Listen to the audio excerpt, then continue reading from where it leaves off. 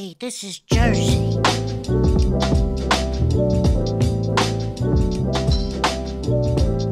You're listening to the Garden State. You are listening to The Garden State, the only New Jersey podcast that gives you all the news you need to hear this week. My name is Josh Sobo. My name is Josh Chomik. And I'm Jimmy Parks. Ladies and gentlemen, welcome back. Well, you know what's funny is usually I say that, gentlemen, welcome back. And I said, ladies and gentlemen, so I guess that was to the listeners. I just am working out my own psychology here live on the podcast. So welcome back to the listeners. Josh and Jimmy, welcome back, boys. Thank you for welcoming back. Into your own apartment. Yes, sir. The last time we're ever going to be recording here in this apartment, actually. Wow, you said it. That means it has to be true. Next week, Oh, 100%. the Garden State is moving into our new studio. Woo. Live from Elizabeth, New Jersey. Yes, sir. I really hope I'm going to be there. Are we able to tease what's happening, or should we just keep waiting? Sure. Like, there's It's nothing happening. to hide. I mean, yeah. Like, yeah. So can I actually lay it out, and then we'll talk more about it when we're in there next week? Please. I say we save like all like the big grand old details for like when we're actually in, you know, Yeah. because it's like the first time, but you can kind of tease it. Yeah, well, we found ourselves in a situation where, let's just say a developer reached out to us, Yep. and I won't give away too many of the details, but we'll get into it next week. But basically, we have an amazing studio space available for us, and it's being furnished right now. It'll be in Elizabeth, New Jersey, at a spot called Vintage City Offices. And I'm not going to get into much more than that, but the people over there are awesome, and I can't wait for the viewers to see the finished product. We teased a picture of the room being painted, and since then we've had soundboards go up. A neon sign is coming in. I mean, it came in already, but they sent the wrong color for our logo They sent it orange instead of yellow. So our logo's coming in. It's going to be really cool, and I think it's going to enable us to have a bit more freedom with the podcast.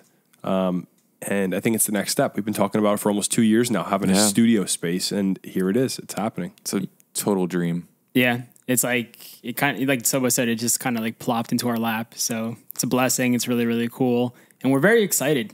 Like we were going to move in this week. It just wasn't ready yet. I didn't want to get in there and not be like fully prepared. So we're like, let's push another week. Yeah. Get everything locked in. Don't want to force it. No. Got to be right. Things have got to be right. 100%. And I think it is. I think now we're in a position where it is right, and it's going to be cool. I can't wait. And so you'll hear more next week, and if you follow us on our Instagram, The Garden State, You'll post up at The Garden State, you'll see some pictures of where our space will be.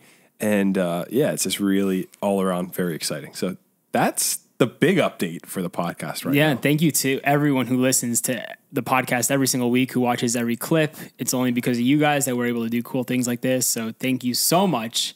Can't say it enough. Thank you guys for giving us an opportunity to do like a cool podcast like this. It's really, really fun. It's an honor. And shout out to my boy Sal. Gabagool. We will get into that next week, but Sal's our new friend. And shout out to this coffee. Josh, what are we drinking this morning? We're drinking some vanilla iced lattes. You got an extra shot in yours. Cha-ching. Cha-ching, Track 5. Track 5 Coffee, Cranford, New Jersey. Check them out. Yeah. They're great. Yeah. You know what's annoying me? There's that new spot in Cranford called Local, L-O-K-A-L. Isn't it like low-kai? I thought it was L-O-K-L, local with a K instead of a C. No, it's like low-kai. No. What is it called? Dude, Lokai. What are you I thought it was low-kai. It's called local? I thought that was an I at the end. literally Local Coffee Co. And what I was wondering when I drove past, because not to be a nerd, but I like observe when you see things in culture and trying to figure out where did that begin.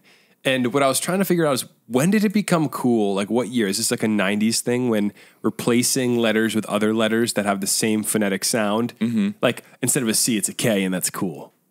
Because to me, I'm like, just name it Local with a C. Yeah, Not to bash a local business, but like, where did that come from, do you think? It could have been an inside joke. Who knows? Like amongst the owners, they're like, this is so funny. Or like maybe they had something that happened to them. They're like, all right, we got to make it a K instead of a C. Do you think it's easier just for like branding overall for something that's not so generic? Yeah, it probably helps with also a lot of the legal stuff with building the business. Yeah. Like the issue for us is our business, we own thegardenstate.com. We're at the Garden State. I said from the beginning, I'm like, we are going to be the Garden State. I don't want to be the Garden State podcast. I mean, that's what we are on TikTok. But from stage one, I was like, this is going to be the Garden State. People are going to think of us when they hear that. And friends have been like, why don't you just call it something else? I want to own that. I want that to be us. But at the same time, it makes trademark and all the business end side of stuff, pretty impossible because it's just like you can't really Own the Garden State. But there's like local businesses like Garden State Painting or Garden State Construction or Garden State Real Estate. Like there's all these Garden States, but we are the Garden State. Yeah. Garden State Modular. Shout out to my dad. Love it. See, there you go. We should rep them. I should collab with my dad's business. That's awesome. Well, welcome back, guys, to the podcast. Next week, we will be in a new studio space. We're very excited for that. So make sure you tune in next week for that. It's going to be awesome. But since we're back, every week we start the podcast by doing a little weekend recap. We need a soundbite for that. I was about to say the weekend.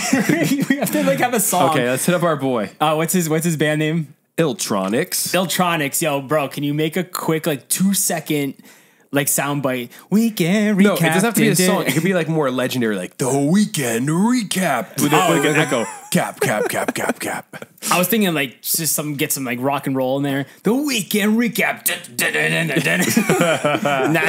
It's got to be simple. 2 seconds. That's Iltronics. Funny.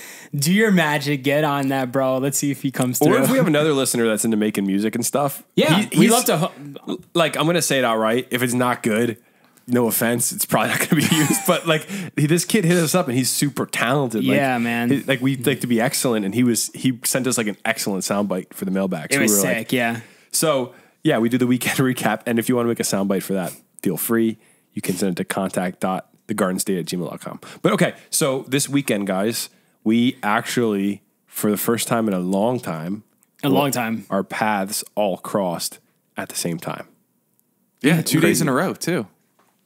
I don't remember Sunday, but Saturday for sure. Well, Friday into Saturday, I was thinking. What was Friday? Oh, yeah, that's right. Yeah, Friday morning. Yeah, gotcha. That's right. So Saturday, Josh and I got up early. Jimmy wasn't with us in the morning, but we took a drive up to Old Sussex, New Jersey, to High Point State Park. Beautiful time. My name's Jimmy Parks, and you don't even take me to Yeah. park, but whatever. Yeah, we invited you, but you had things to do. So, wow. I'm gonna say a North Jersey thing because the South Jersey people they get mad at us because we don't talk enough about it. But Route 15, we took 207 on the way up, but 15 back. 206. 206, excuse me. Sorry. Oh, geez. From the Garden State, you don't even know the highways. I'm like, guys, it's Jail for you. It's a little too early. Lock them up. Route 15, nonetheless, at 7:30 in the morning. You get up there, or where's Elias Cole? What road is that on? That's 15 there. Yeah. Is it? I think you're wrong. Isn't that 206? No, 23. Oh, duh.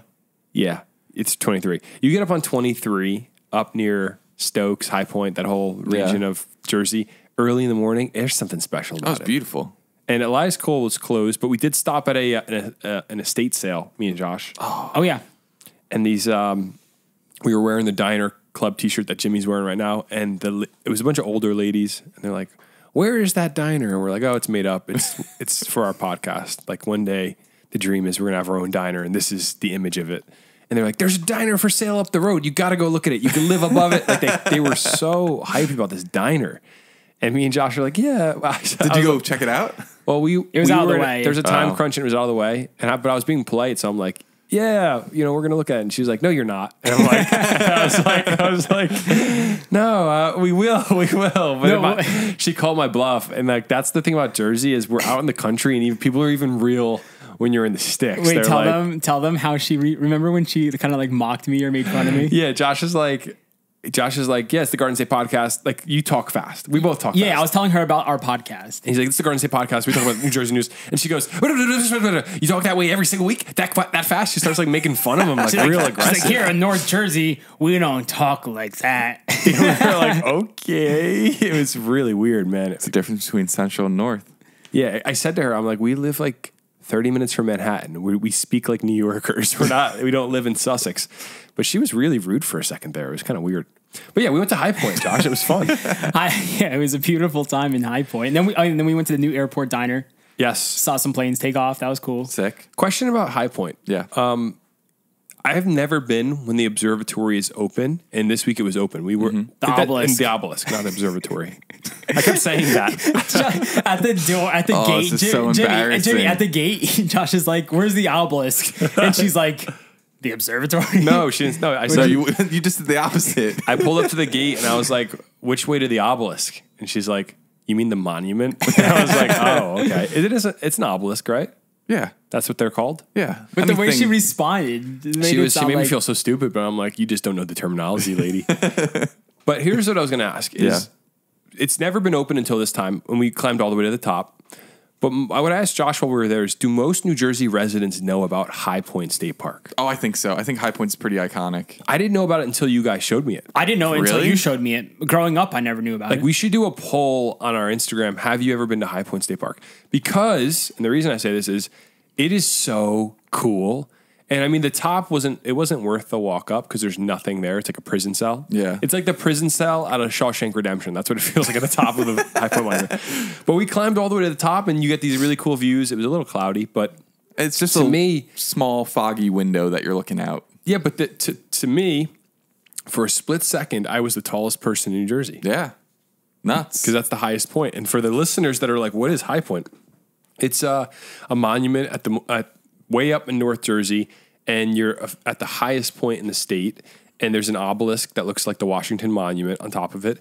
And Jimmy, correct me if I'm wrong, but it was built for veterans, correct? In honor of veterans? It was dedicated to the glory and honor and eternal memory of New Jersey's heroes by land, sea, and air in all wars of this country. Wow. Sick.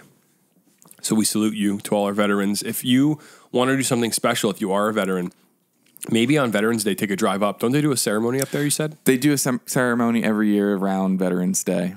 And it's pretty cool. I've been there for it. I would love to go. And if you hear about it, when's Veterans Day, by the way? I had passed already. It was in June, I believe. All right, well, next year. Or even, isn't there a September holiday that we honor? Oh, no, Veterans Day is in November. I'm thinking Okay. Memorial Day. They do it for Memorial Day. Oh, okay. But I'd love to go up there for Memorial Day, do a Murph in High Point. This is a toxic masculinity moment, and then we go up to the obelisk and watch the ceremony. That sounds like an awesome Memorial Day. It sounds like an awful time. All right. I go for the ceremony. Trying to honor though. the troops. I'm not doing the Murph though. All right. Well, hey, Jimmy, so we went up to the top. How often is that actually open? Do you know? Yeah, it's open Wednesday through Sunday from 8:30 to 3:30 Okay. for summer hours. There was a little kid that climbed up right after us, Do you know? and then we were walking down, and he was like, "It wasn't worth it." And I was like, "Yep, How many steps? Pop quiz. 220. no idea, Take a guess. dude." I don't know. 300. 291. They told me Yes, I was closer. They told me 220. Not 291. They lied to me. They're wrong. Oh, you know what? I said, no, maybe I made that up. Is that including the spiral staircase? It's everything. Oh, Okay. no, they said 220 feet. Maybe, so Yeah, maybe it it's was. They said 220 feet. Oh, because I said to him, how many steps? 150? And he's like, about twice that. So you're right. Yeah, that makes sense. Yeah, 220 foot. Another cool thing to climb is the Cape May Lighthouse. You guys ever climb that? I have. It's really nice because you actually can go outside and walk around it. There's like a breeze. Every year, there's this thing called the Lighthouse Challenge where you have to visit and climb all of New Jersey's lighthouses like within a 24-hour period. Really? Yeah. What day did they do that? How many are there?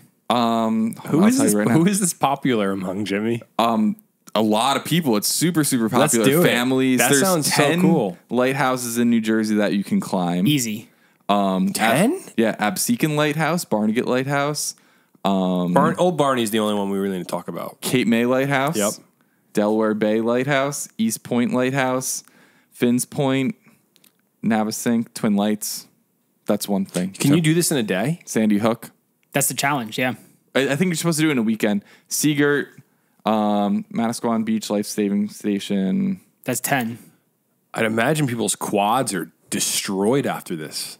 Well, some are not that tall. Like, what's the tallest Twin one? Lights is like not. It's a few stairs. I think really. that's a simple challenge, and I want to take that upon myself this year. What day of the year they do this, Jimmy? Let's see. I don't know if I think climbing a lighthouse October is cool. 21st and 22nd. So it's 2 days. Easy. Yeah. Easy. Yeah, Let's it's not make impossible. I'll do a video doing that. That's so cool. You guys should do it. Have fun. And just let me know how it goes. Yeah, you could do the Murph at the top of High Point. We'll go to do our lighthouse tour. Wait. That's in honor of the veterans. You guys are just climbing lighthouses just to climb them. That's like a Wes Anderson scene. We could do it for charity for the veterans. Do it. Hey, listen. Joe Mick's like, yeah, we're gonna do it. Yeah. And then I'm like, Joe Mick, aren't you away like all October? Oh, I'm away in October, but maybe we could do it on our own time. Yeah. What's stopping? Let's do it soon. Yeah, but it's not part of the challenge. Jimmy, but if I'm away for the challenge, I have a pass, okay? We'll talk it through. We'll figure it out. Great. You guys should. And I think you guys, while you do it, you should hold hands. And at the top, you should take a selfie at the top of every lighthouse. That's not going to happen. That sounds amazing, Josh. What? I didn't even think about that. That's such a great idea. Wow. All right, so we went to High Point. We went to High Point Saturday morning. And then Saturday evening, the three of us hung out down the shore. Well, is that down the shore? Do you consider it down the shore? Yes, it's the beach down the shore. Yeah. 100%. We went to Asbury Park. Parkway South. Local. And we hung out, and it was a great old time. Listen, we were hanging out, but we were working on a little secret project. Yes, this is why we can't say anything about. Both locations we were filming something. Oh yeah, and it's for all I'm going to say. I'm not going to give away what it was, but we're working with a company, a multinational corporation that deals with objects with four wheels, and they happen to be. You can't give away too much, just in case they hate us. In New Jersey. That's all I'm going to say. If it doesn't work out, it doesn't work out. But that's what we were working with. So we were working with a company, and we went to High Point and to Asbury Park. In one day. In one day. It was really fun. Quite a day. It rained all weekend, so we had to work around that. So that kind of sucked. But yeah, we made it work.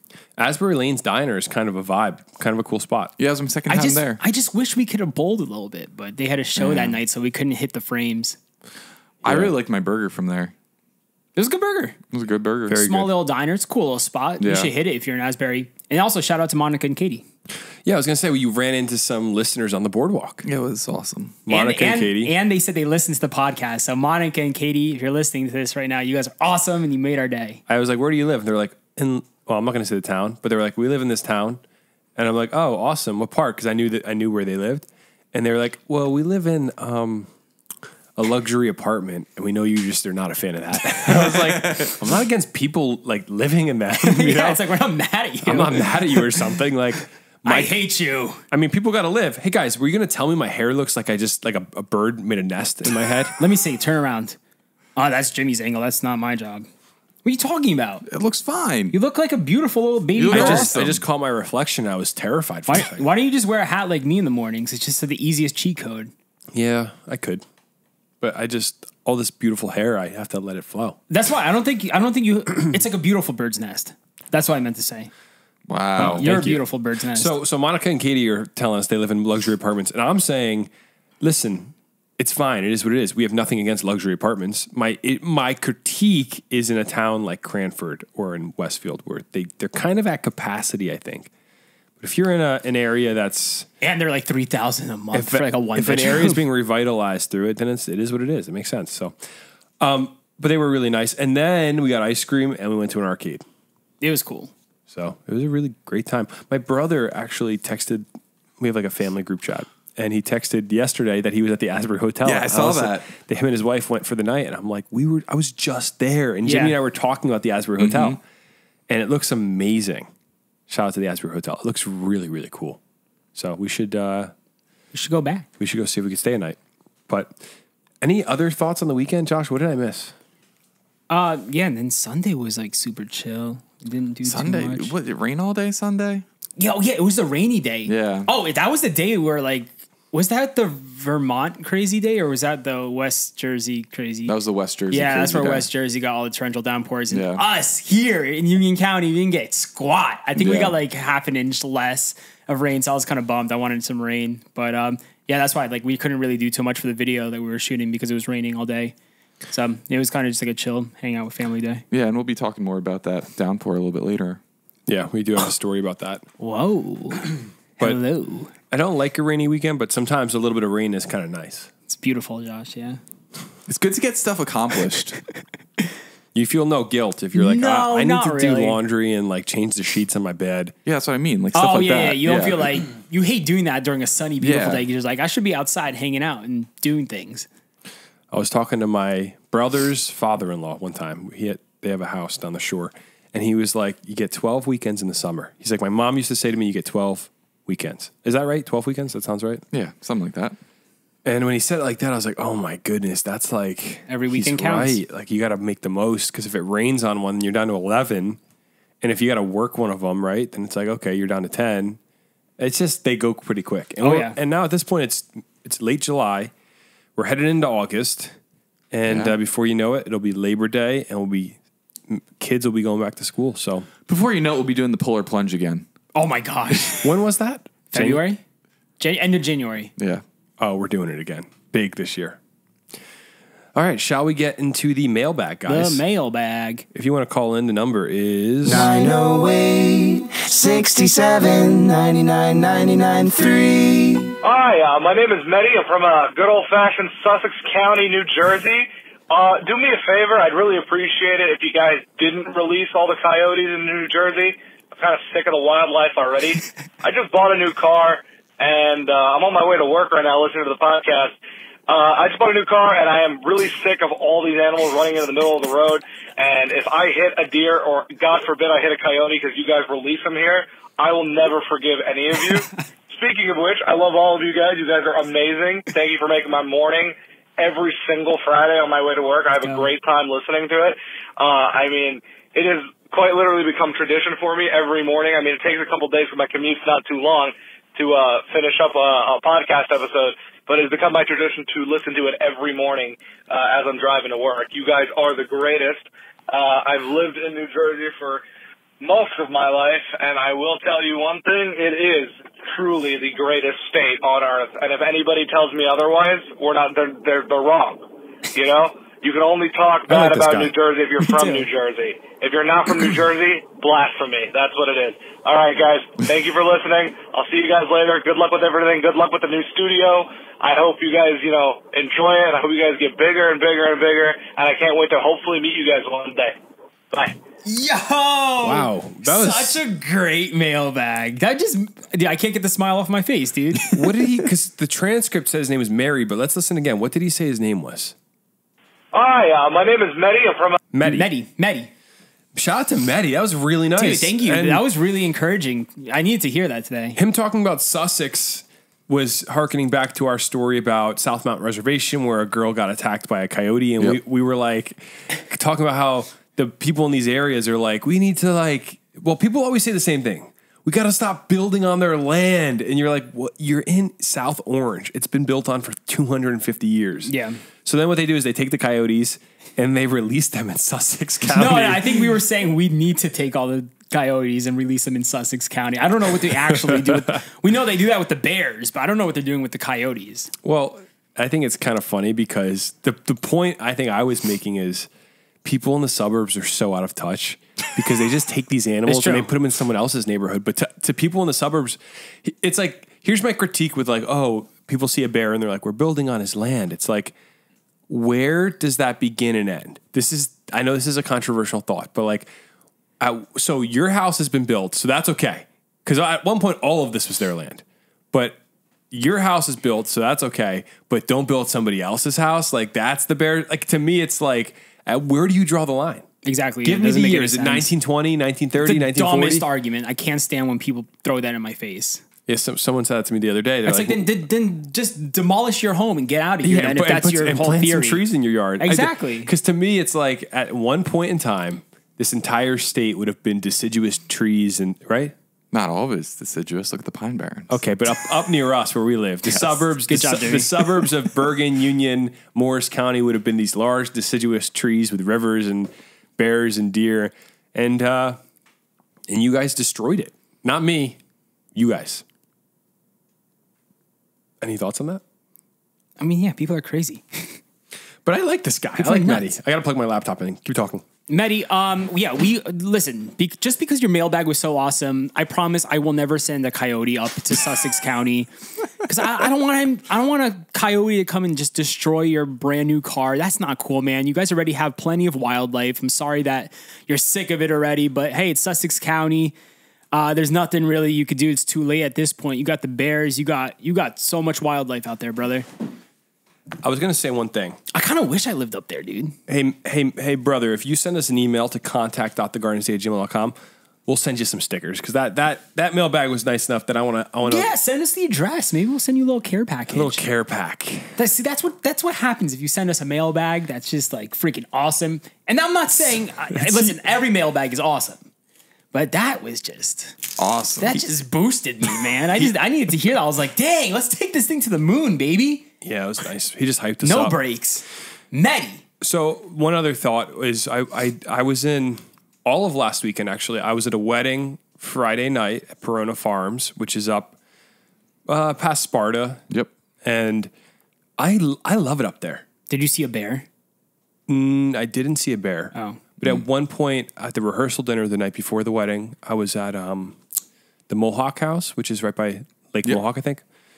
And I was bouncing June out. I went to put her down for a nap. I went out behind the place. This beautiful property behind it. And I'm walking with her, and I started to think, what would I do if a bear, because there's woods all around me. Yeah.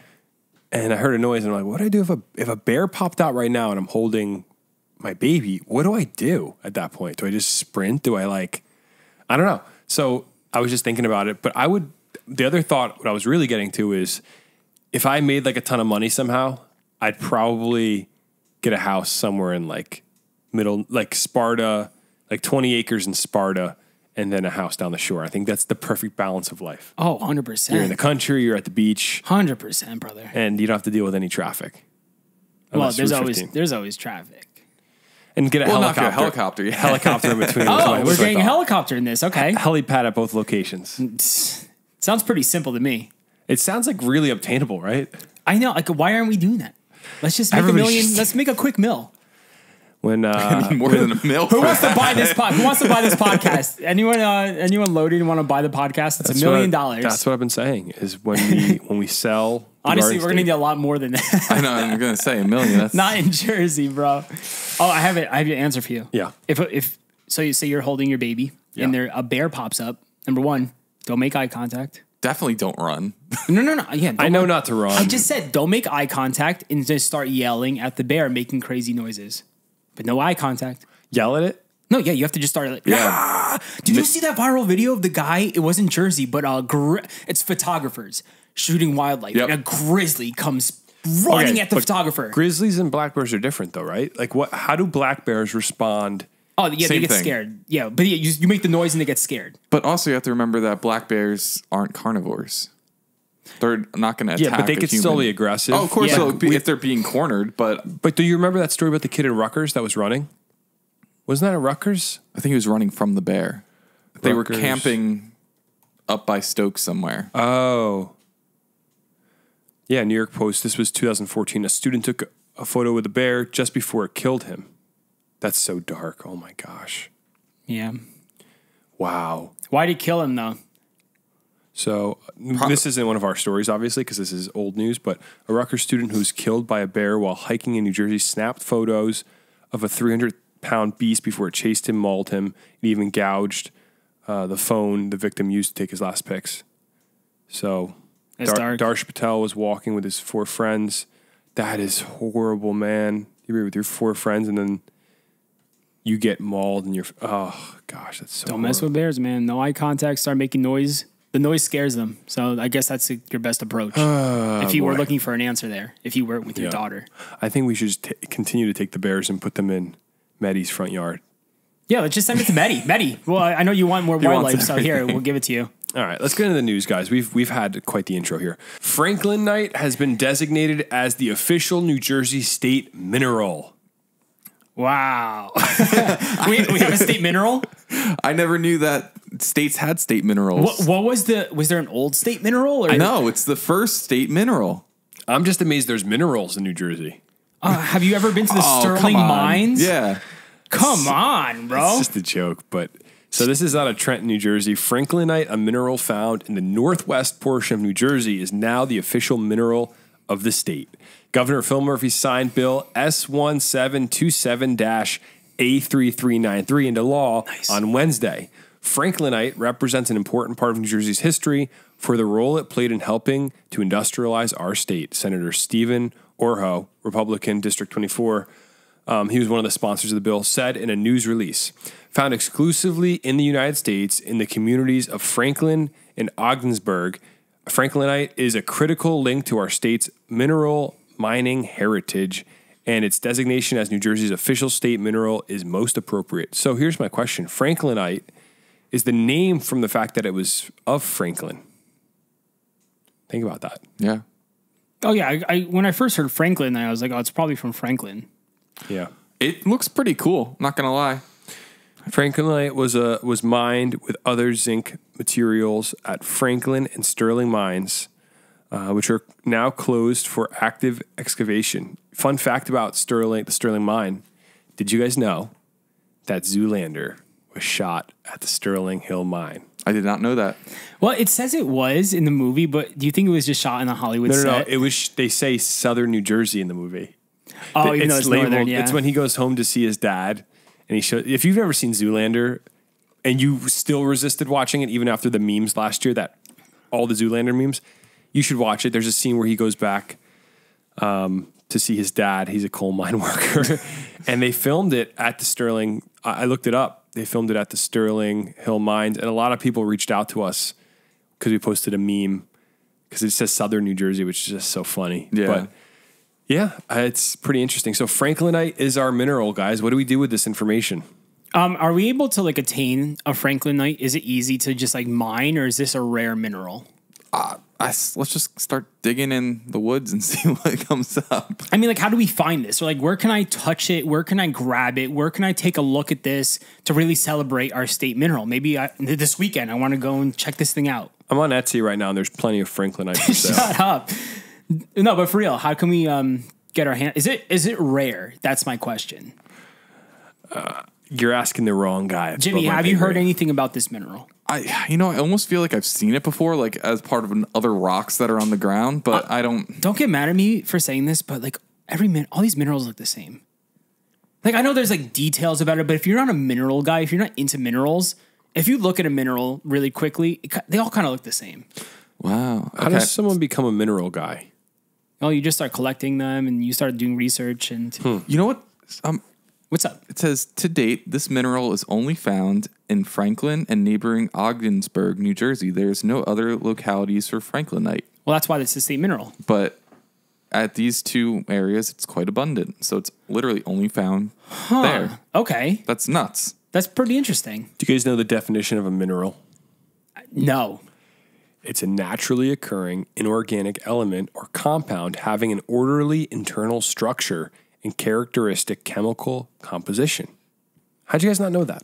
Crystal form And physical properties. So I learned about this in elementary school. We went to the Sterling Hill mines or Sterling mines, whatever. It's like the article said it's closed now, but that was the best field trip I've ever had in my entire life, and I'll never forget that. Makes me want to go down a mine again. I say we do Can you do mine tours in Jersey still? Yeah, at the Sterling Mining Museum. I thought it was closed. No, closed to active excavation. Yeah, that means it's closed, right? No, they still do tours. Oh, really? They're not digging there anymore. Okay. I thought the museum was closed.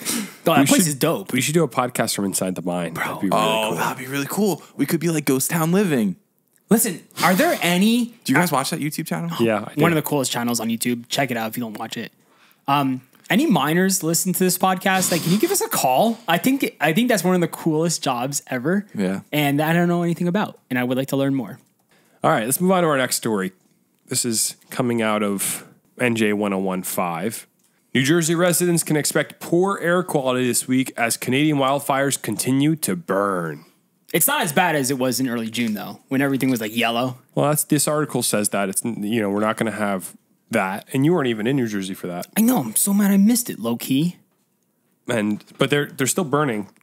What can we expect? When will these stop burning, guys? When it snows. It's going to keep burning. Do you know how many acres has burned in Canada this year? Well, it's like 4 times the size of Jersey now.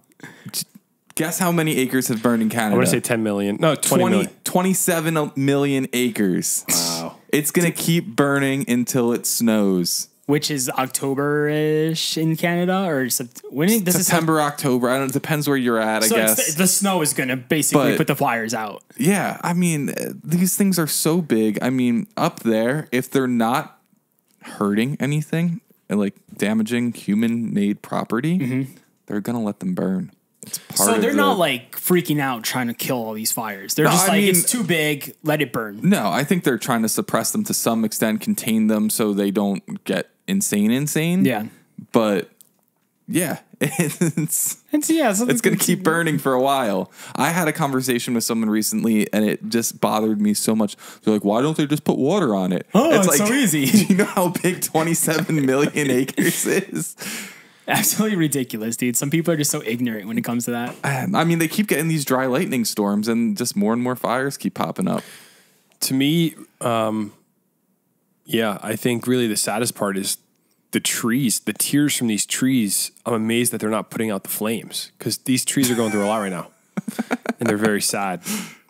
Yeah, I see a lot of people on my Facebook or Instagram, and they're just like weeping over the trees, man. And like, I'm not saying it's not sad, but they're going to grow back. yeah, it's not killing the trees. It's a part of the Earth's life cycle. It's killing the trees, right?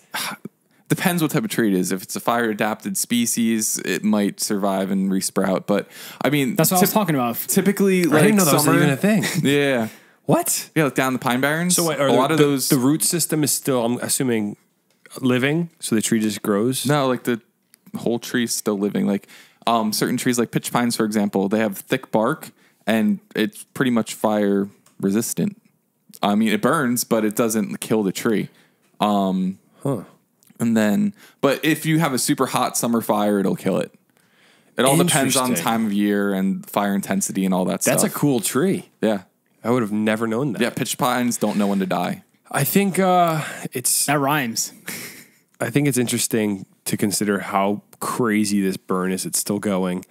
And also that I would love to see photos of the landscapes once this is all said and done. Like, I want to see how vast, if they could take like a photo of just one general area. Because obviously you couldn't capture all of it, but like, Yeah, all to the photos, see- like all the photos I've seen, just look like normal, like wildfire photos, like of burned land. Nothing Looks like out of the nuked. ordinary. Yeah. I don't know, guys. I think that this has nothing to do with fires, and they're just contaminating our air. It's the Canadians, dude. Canadians are wild, man. They They're like, we hate New Jersey. They Screw come you across guys. nice. But yeah, you can expect poor air quality as a result of these fires. So smoke from hundreds of Canadian wildfires will drift into New Jersey again this week. The New Jersey Department of Environmental Protection has declared an air quality action day for particulate matter.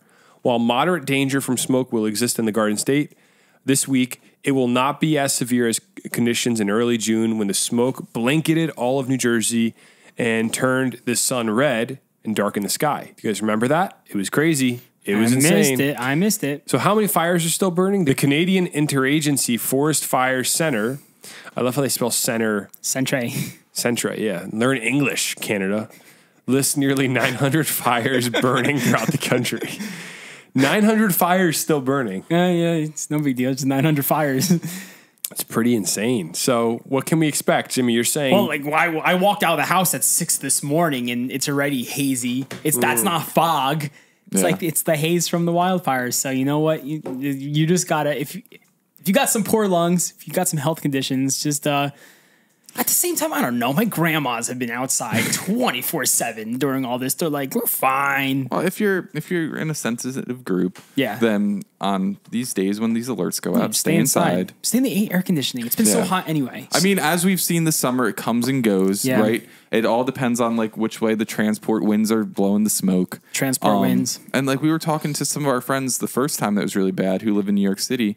They're like, when's it going to be over? And I was like, it's going to be like this all summer. So My brother-in-law works in HVAC, so like he does like air conditioning systems and stuff.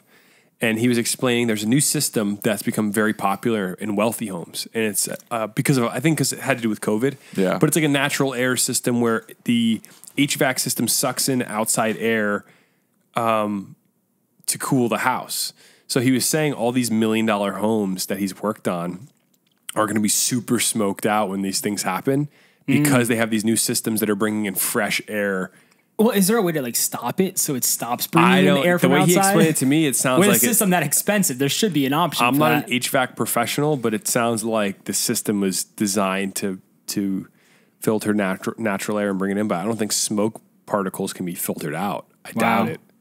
So can you imagine? It kind of stinks. But yeah, so we could expect wildfire smoke through the rest of the summer into the fall and winter months.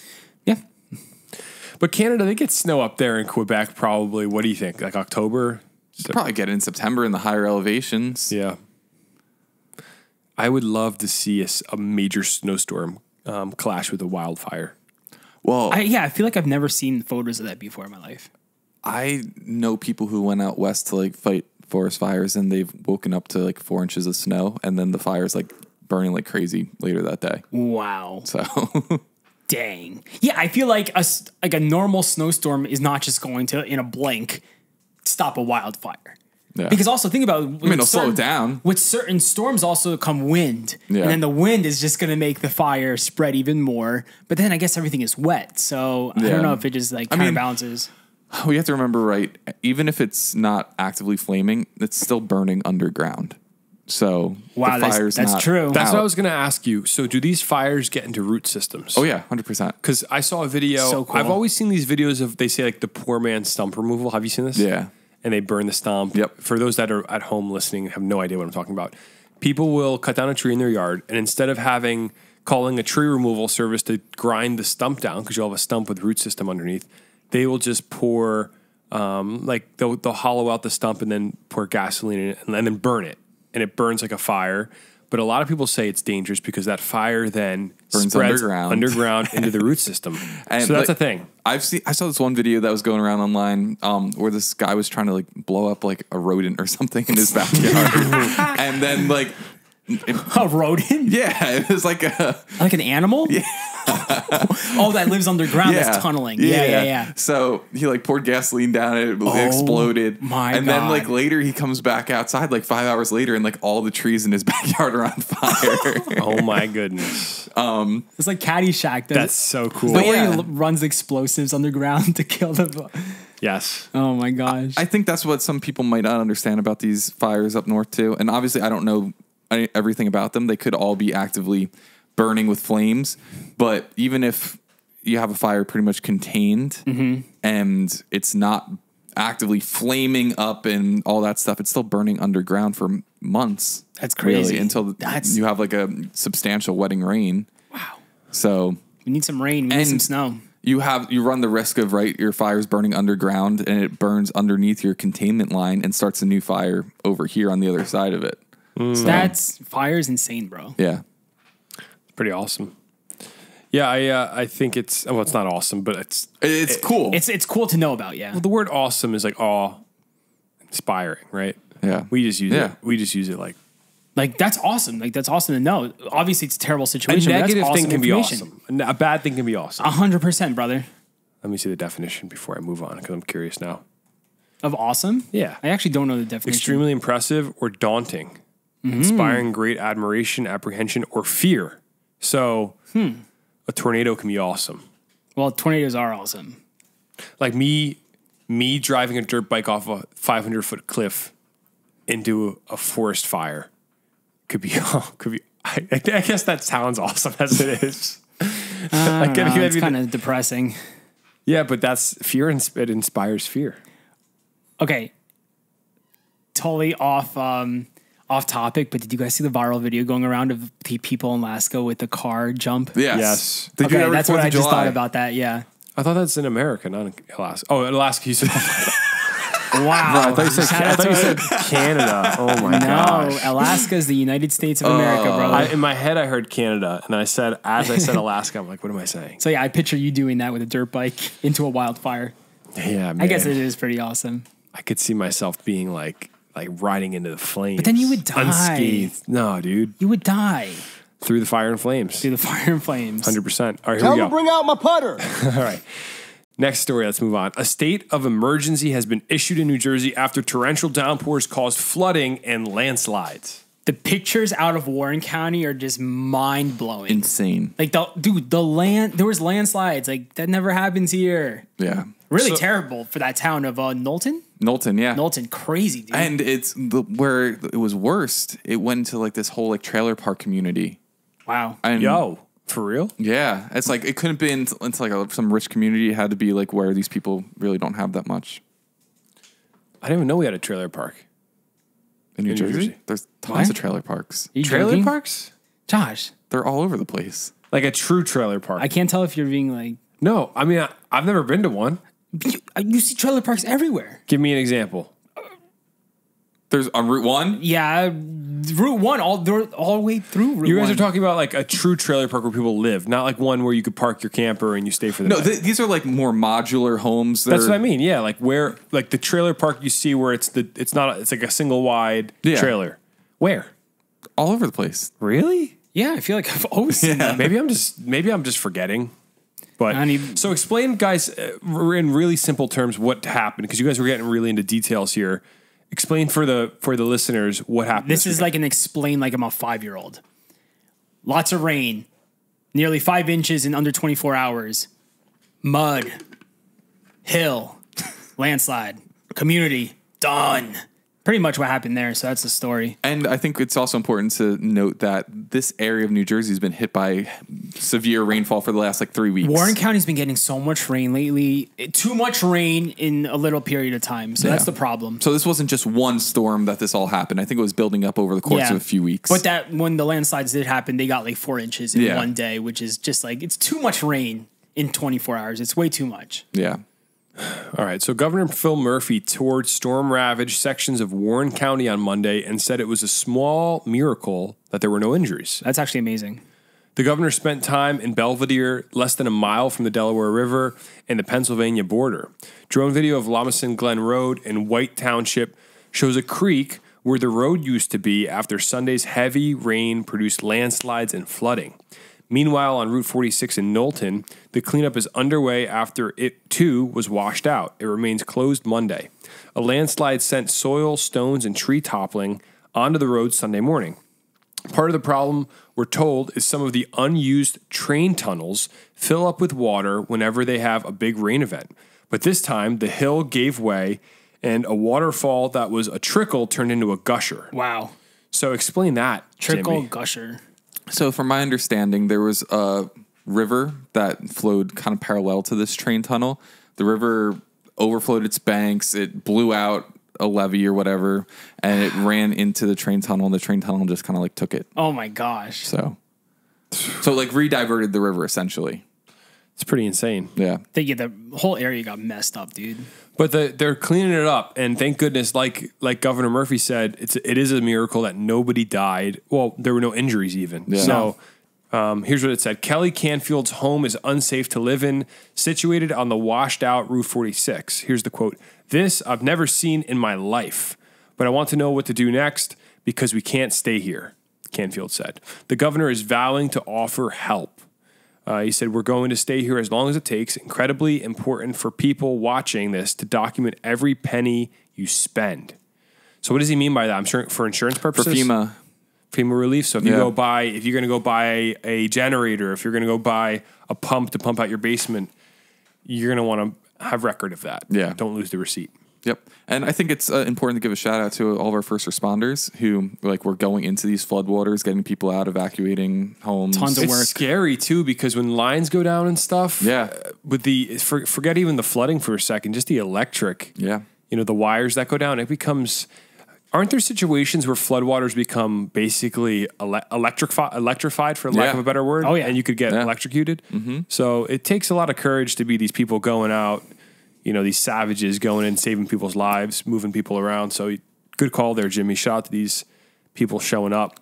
What's crazy is crazy weather events like this that one day everything is fine, then 24 hours later your whole life is flipped upside down. It reminds me of when Hurricane Ida came through and flooded the entire town of Cranford and neighboring areas, and we were doing cleanup efforts, and just homes were completely just destroyed. Yeah. And like, it's just crazy how like within like 10 hours, your life could just flip upside down like that. So, I feel for these people, man. It is crazy. Really sad and it's tough. It's pretty insane. And thank goodness, nobody died. That's stuff can be replaced. Homes can be fixed. There will be relief. And this is why we have insurance. And, hopefully everybody sorts their situations out and that FEMA relief comes through. What I don't understand with, this is what I was talking to my brother-in-law about last weekend, is why is FEMA relief in flood zones where people have flood insurance? Why is FEMA relief required? Like, why don't the insurance companies just pay out? If people are paying for insurance. I don't know. Or is FEMA relief specifically for people that aren't insured? You know what I mean? Like, because you think about it, like, what's the issue with the insurance companies if everybody's paying for flood insurance? Well, because I feel like insurance, correct me if I'm wrong, with insurance, that's going to take months and months to figure out. FEMA, they're coming in with all the supplies you need in the moment, right? I don't know, because FEMA relief for Ida, when that happened, took a little while to go through, I remember. And people were, like, it wasn't like the next day, hey, FEMA relief. But I thought they're always on the ground, like ready to bring in food and supplies. No. I don't know. Maybe it's for people that aren't insured, or I don't know. I don't know how you differentiate, but is there do we have an answer, Jim? I'm looking. Let me see.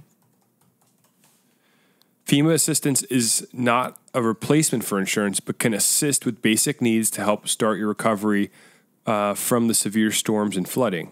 This includes assistance to make essential home repairs, find a temporary place to stay, and repair or replace certain household items. Yeah, so it's like help kind of like, because insurance does take time, so I guess it's more just like urgent. Got it. Okay. All right, let's move on to this next story. A little bit more controversial here. NorthJersey.com is reporting Governor Murphy has moved to halt new gasoline car sales in New Jersey by 2035, leaving some asking, can it actually be done? So, yeah, we reported on this earlier in the year of Murphy's big idea to like stop selling gas-powered vehicles by 2035, and he's pushing forward on it.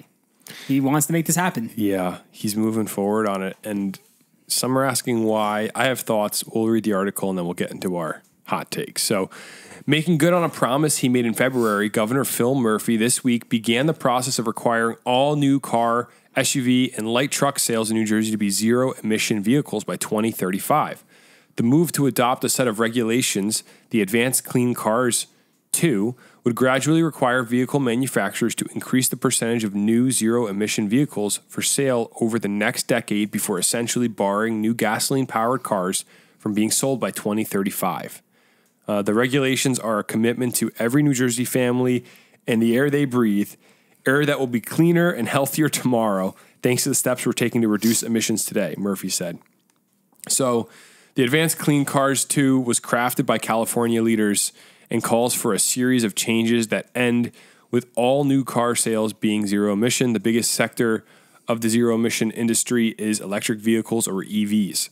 While Murphy said the rule doesn't impose any obligation on consumers or car dealers, it appears that the only gasoline vehicles that could be bought or sold in 2035 would be used. So the idea would be by 2035, the only gas-powered car that could be sold is your used car you're still allowed to sell. But everything on a lot that's new is going to be an EV. So Senator Ed Durr, the trucker, if you guys remember the trucker, he came out and he said it's radically disingenuous because it limits what kind of new cars consumers can buy. You cannot take away all choice from consumers and make it sound like it's not a forced mandate, he said. So coming in hot, I didn't even realize Ed Durr was still getting after it. I don't think this is going to happen, to be honest. It's just too crazy. It's absolutely insane. By 2035, no more sales. It would just be used gas-powered vehicles. Like, no shot, right? No shot. I can't see it happening either, especially with the turnover of, Murphy's term is coming to a close, and you're going to have a new governor come in. I don't see it happening. My personal thought on this is the same thing as the wind turbines. And this is maybe a little bit political, but my perspective as someone trying to understand the thought processes, I really think Governor Murphy is making moves to be progressive in the energy sector. Yeah. I think he wants to be perceived as someone that's super progressive in the energy sector and making moves that other people are afraid to make. So that's my thought. I think. Well, didn't you originally think that because it's like he wanted to use that for his presidential bid? Yeah, but that was before Biden announced that he was going to run again. I was convinced he was gearing up for that run. But he's not going to, he said he wouldn't if Biden ran. But nonetheless, I think that's part of why we're seeing these really eco-friendly, progressive moves from Murphy. I think he's trying to brand himself as the guy.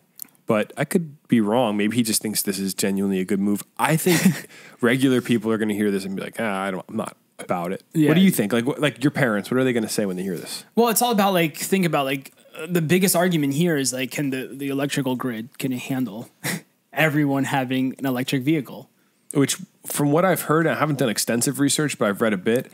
The answer to that would be no. The last I heard was no, but I guess they're going to have to prepare for that. But it just seems like a big task right there. So let me see if I can find the article I read.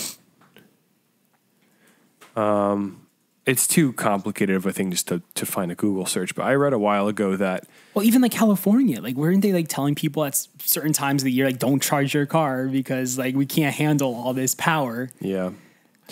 I don't know, so those man. Those are the things they're going to have to work through if they actually want to make this happen. But to me, it just sounds I feel like it's just too big of a task. No shot.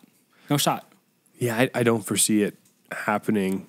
I don't see, but that's the thing. I don't even think Murphy thinks it's going to be able to happen. He's just using it for but that's his what own I mean. game. That's my point is because he's not a stupid guy. He's a very successful, powerful guy. Yeah. Somewhere in his brain, he has to be going, unless he sees himself as a visionary that's going, because a leader will take people to places they haven't been before, and they go, hey, this is where we're going, and everybody complains, but then you go there, and it becomes the new norm. Maybe he perceives it to be like that, but to me, I look at it, and I think, no, he has to know, the next guy that comes in is going to shoot this down. So then what's the point? It'd be, I think, branding and image maybe? I don't know. I don't want to speculate too much, because that's not the point of this podcast, but that's what's happening. 2035... my Toyota Tacoma. I'm not going to be able to get a new one. I'm going to have to drive to PA and pick it up. You're going to be driving an electric Tacoma. I'm going to drive to another state and buy a gas-powered car and drive it back. Oh my gosh, we're going to have to cross the border. We're going to smuggle our cars in. Imagine, dude, what a time. What's that going to do? That's scary. I'm not opposed to EVs either. I think technology is going to get amazing in the next 10 years. 100%. I just think manipulating people into buying anything is dumb. Let people be people. We're free. We're a free people, are we not? I believe as of now we are free. Last time I checked. And if you want a gas-powered car, go get it. But if the market shifts to the point where EVs are that desirable, which is we're getting there, Teslas are getting cheaper and they're getting better and better and better. I mean, my dad, my baby boomer dad who drives a lifted Jeep was like, I want one of those Teslas. And I was like, all right, good for you. I mean, it is happening. People are, the Tesla wave is coming into that generation for sure. As long as we're able to handle all that, electricity and have charging stations, accessible to everyone. And I'm fine with everybody having an EV. I just think forcing it's kind of dumb. Because here's the other thing is, what about landscape companies that use big diesel trucks? Not 18-wheelers, but like a Ram. What's the big Ram truck? I forget. I have a friend with one of them. I was looking at the other day. But those big trucks that if you have a construction company, you like a diesel truck, you're going to have to go drive over a state line to get it. It just seems kind of... Like I said, that's the smallest hole I could poke in this. I feel like there's a lot of bigger holes in this. Let's check back in on this episode of the podcast in 2035. Sure. To see where, how correct we were here on this assumption. Because that's that's right down the road. What if the podcast doesn't exist in 2035? What do you think? I have, I hope it still exists. 2035, I'll be 41. That's still young. That's it. That's it. Yeah, I'm going to be living. Oh, yeah. In my 40s. That's fine. All right. Well, we'll have to keep you guys updated. We'll continue to tell you what happens with this. The mirth. Let's move on to our next story. A married couple was shot and killed this past week at a New Jersey nursing home. This is, it sounds like a little murder-suicide at a nursing home here in Jersey, which is really, really sad. Yeah, 2 people are dead after a shooting at a nursing facility in Hackensack, New Jersey, according to police. Bergen County officials are identifying the victims as 73-year-old Patricia and 76-year-old Michael Zaccario. both from Wood Ridge, New Jersey. Caution tape from Saturday morning's investigation was still across the street from the Care 1 at Wellington location in Hackensack, but things are running back to normal at the nursing home. Police say just before 9 a.m., they responded to a 911 call from the facility about a 73-year-old and a 76-year-old, both found dead with gunshot wounds. Jeez. Security is a little tighter at the facility. There's a security guard at the door. Care 1 responded in a statement saying, "We are deeply saddened by the tragedy that took place at our Wellington building today. Our hearts go out to the victim's family and loved ones." It adds that it'll be providing staff and residents with support during what they call a difficult time. A family leaving the building from visiting a loved one said they had no idea something happened and the facility is running normally. So Care 1 says they're fully cooperating with officials in this investigation and are respecting the privacy of those affected. So someone went into the nursing home and shot this elderly couple. No, I don't think that's what happened. What do you think happened? Well, in the article, it also said it was domestic, like a dispute. Well, yeah, it said they're assuming it was a domestic incident. You're correct. And I don't think they said, like, I think with security, they said it was pretty tight there. So I would assume, right? It sounds like a suicide, right? Oh, so I didn't understand what you were saying with murder. So you're saying like the husband shot his wife, then killed himself. Yes, that's how I take this article. Oh, okay. That makes more sense to me. Yeah. I mean, either way, it's just an awful, awful story. Like, Well, they say, sorry to interrupt you, Jimmy. Just one more sentence I want to read. The Bergen County Prosecutor's Office says this was a domestic incident and that they aren't actively looking for any suspects as they, along with local police, investigate. So that's why you're right. I misunderstood that. So they're saying, what you're saying is it looks like maybe the husband or the wife shot the other and then killed himself. Yeah, terrible. Which we read an article about this same type of situation not too long ago, where someone in a nursing home killed his wife and then killed himself. It was a nursing home or an elderly man at his house. Yeah, something like that. Which is insane that this could even happen. Like, I wonder if it was like they were having issues with each other and like one person just got fed up with nuts, shot the other person, then shot themselves, or if they were both just miserable and they're like I always bring it back to the Romeo Juliet thing, right? Like they were just like, let's go out together type thing. Bro. What? The Capulets and the Montagues? Exactly. Like, I don't know. Like, maybe they're like, yeah, we can't take this life anymore. This nursing home sucks. Let's just go out. I don't think that's the way it happened, Yeah, it was probably unfortunately. domestic. Yeah. I'm not trying to be funny with that. I'm just saying, like, you never know what happened there. Well, it could be that, like, the man sees his wife suffering. Maybe she has dementia. That and too. he's like, I'm putting her out of her misery and I'm going to because I don't want to live without her. It could be that. Yeah, it could be anything. Or it could just be someone went nuts and I don't know. All right, so that's pretty tragic, but let's move on to this next story. Hearts break as New Jersey's famed Atco Dragway abruptly closes after 63 years of operation. This is actually the oldest drag strip in New Jersey. Really? It sounds like it was a really beloved spot for like people who are like into drag racing. Like a lot of people are bummed out about this. The schedule for the remainder of the year has been canceled, the Raceway said on Facebook Tuesday night, July 18th. Thank you all for your patronage and memories over the years, the Camden County Stadium wrote, without providing a reason. The post drew more than 1,100 reactions and more than 450 comments on Drag Coverage's Facebook page. Ron Gilbert said, "Breaks my heart. My son is going to be really upset. Glad he was able to experience and run his cars before it closed. I'm so sad. It was a short-term bucket list to be able to race my car at," Crystal Marie added. So a lot of comments coming in that people are sad about this. I didn't know much about this spot, and I would have liked to visit. You know, that's the thing is all these racetracks, like the car heads in New Jersey, I feel for them because all the racetracks that seem to have been popular in the last 50 years are all closing down, it seems.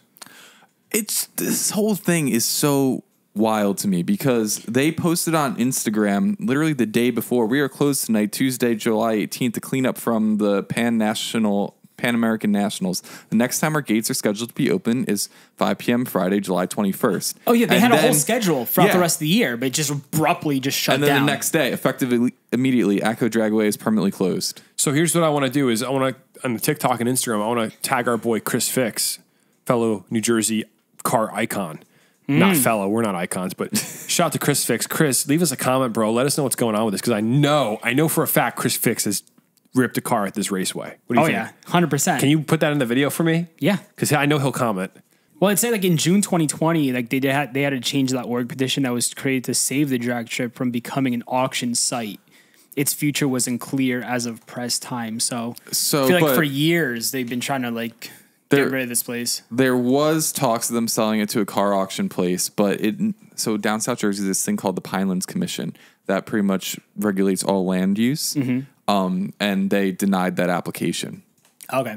So I don't think that's because it's near the headwaters of the Mullica River and like you don't want cars that were in accidents and leaking all kinds of stuff, leaking their Looks really cool. stuff into the water. I'm kind of bummed I never made it out to this spot. It's awesome. I passed by it a million times and never went inside. Even the sign, dude, that's so old school. Yeah, that's so cool. Yeah, either way, it's a piece of history gone. Yeah, if you're a car head, man, and you used to do all this kind of stuff, like, I feel for you guys. Like, this looks like a really cool spot to hang. I want to go see a real drag race with the cars with the big tires. Me too. I've never with been. Parachute. So, shout out to the car heads that listen to the podcast. Sorry for the loss here. If you've ever been to this spot or if you used to go to this place, drop a comment. Let us know some of the memories you've had at this place. I want to know, like, what was this place like? Or call the mailbag with some perspective. 100%. But all right, moving on to our last story of the day. A New Jersey pizza shop uses a robot chef to crank out nearly 4,000 pies a week. Very controversial. Extremely. Why is this controversial? Do you trust a robot making your pies? No, absolutely not. You. If it's an Italian robot, then I'm fine with it. But if it's some other robot, like a German robot, I want nothing to do with it. But if it's that real Italian, Let me tell you something. My good friend Damiano's parents owned a pizzeria growing up. His father, he's an Italian robot when it comes to making pies. We don't need no electronics. All right, I can But respect they had that. a reasoning for these robots. It's not just like we want to get rid of our staff. They still got like 20 people on staff. But Josh, read us the article. Tell us what's So about. it says there's a chance the next slice of pizza you eat may have been made by a robot. Ugh. One of New Jersey's pizzerias has already automated its assembly line and is cranking out pies faster than ever. Pizza HQ in Woodland Park, New Jersey, is making about 4,000 pies a week with their robot chef. Pause. I'm not going. If your pizza shop is called Pizza HQ, I'm not touching it. I was going to say the exact same thing. Continue. Pizza HQ is not like I want to go to a spot called like I want to go to like Fabrizio's. Like I want it to be like who Santillo's. Yeah, like it's Pizza H. I'm not here to like trash a business. Like God bless them. Go support this business. But like, come on, what kind of name is Pizza HQ? I mean, the guys look awesome. They look like some real Are those Italians. robots? No, those are the real guys. All right, just making sure. So Pizza HQ could be great, but it's the same issue I have with Grill Creations in Garwood. The most authentic burrito you can get. One of them in Union County. But it's called Grill Creations. I want to go in there and be like, guys, you need to change the name. It needs to be like Casa de something. Like make the name something more authentic because people around here aren't getting it. But yeah, Pizza HQ, they should just change it to like a random like Mario's the Third. Yeah, why not? Like pizza places always got the most random. Mario's the Third. Like it's always like some guy's name and then like numbers after it or something, you know? It's like, or it's a last name. Mr. Nino's. Yeah, like Mr. Nino's the Even Third. Mr. Nino's is kind of just like, it's a borderline there. Am I going to Mr. Nino's? I don't know. Mr. Nino. I trust So, Mr. Nino. My wife's from the Rockaway area and there's a place called M&S. Yeah. M&S I know exactly pizza. what you're talking Wait, about. the letters M and S? Yeah. Okay. M and S. M and S, okay. Yeah. And I guess there's a family dispute and then there was two brothers that owned it. One of the brothers left and made another spot. It literally has to be 600 feet away. If you look up M&S Pizza, M&S 2 is like you could throw a baseball and hit the window. Like they're so close. You couldn't have thought of like a better name. You had to put 2. And everybody says M&S 2 is way better than MS. Prez from Barstool went to M&S 2 and did a review. Oh, cool. It's like a birthday party slice. It's not like Kind of the same idea down in South Jersey. One of the most iconic pizza places on the Ocean City Boardwalk. It used to be called Mac and Manco Pizza, but then there was a dispute and all of a sudden it was Manco and Manco. That's funny. So this Pizza Land HQ. Pizza Land. That's even worse. That'd be like a great. I think Pizza Land HQ sounds even cooler. It sounds like a great spot for a birthday party. So Pizza HQ is making 4,000 pies a week, and they still have 20 human employees. So they are doing serious business. We got to check this spot out. Their main business comes from schools and large events. So the automation keeps the pies consistent while not compromising on taste. More restaurants are turning to robots. White Castle is testing a robot that can work the fryer, and McDonald's built a test restaurant in Texas where the drive-thru customers pick up their orders from a conveyor system. We are becoming a robot world. Listen, like Taco Bell, McDonald's, these massive chains, cool, have a robot. But like if you're a pizzeria, bro, and you're not a chain, get the robots out of here, man. Yeah. Like, come on. And what I kind of liked about like our school is we had the whatever our pizza day was, we had a local business make the pizzas for us. Who made our pizzas? I think it was Damiano's dad's, at least in elementary school. What was his pizza shop called? It was right on the corner. Why am I blanking right now? When did he sell? It was middle school at some time.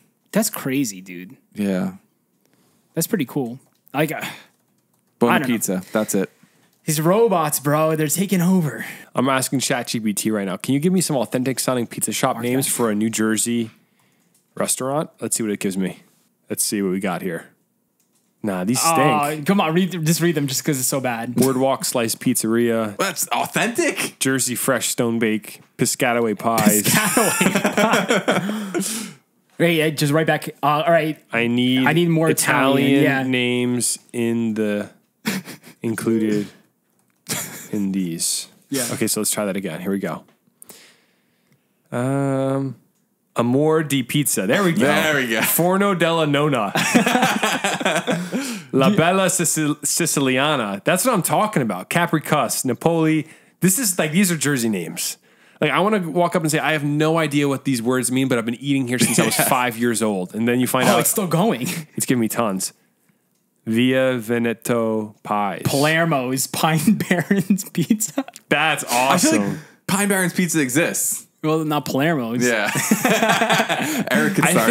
I think Forno della Nonna, which is grandmother's oven, is a great That's one. beautiful. That's going to be my spot when I open it. All right.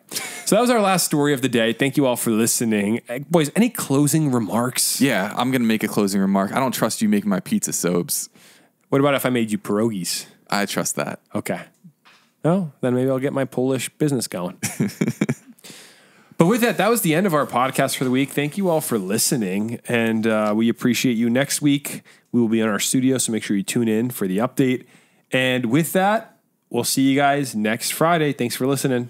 We got merch. Check out our merch store at thegardenstate.com. It's the only way right now you can support, or it's the best way, should I say, to support the podcast right now.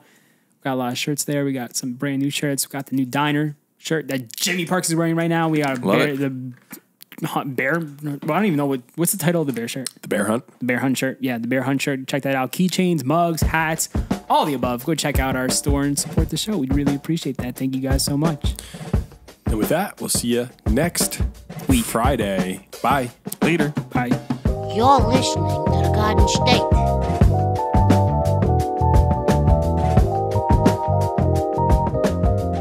The Dirty Jers.